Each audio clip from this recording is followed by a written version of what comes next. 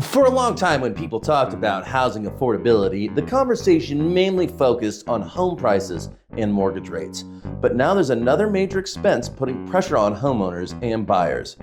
That's insurance. I'm Dominic Ray, and I've come to bring you another weekly real estate insight. Some states, insurance premiums have reportedly jumped more than 25%, and many homeowners are being caught off guard when renewal notices arrive. The big reason for these increases? Risk.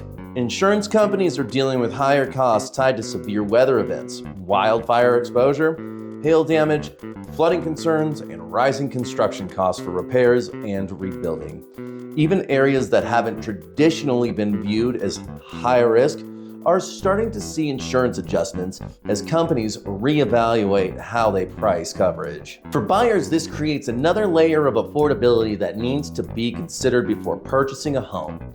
Some may qualify for the mortgage itself, but once taxes and insurance are added in, the monthly payment can look very different than expected.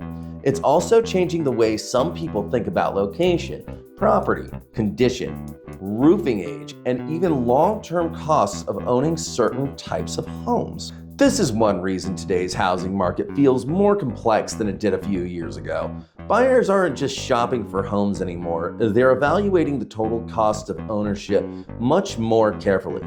As insurance costs continue rising in parts of the country, it'll be interesting to see how much this influences where people decide to buy and how sellers prepare their homes for the market.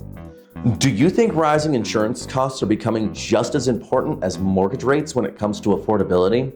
I'd love to hear your thoughts in the comments. I'm Dominic Ray, and this has been another weekly real estate insight. See you next week.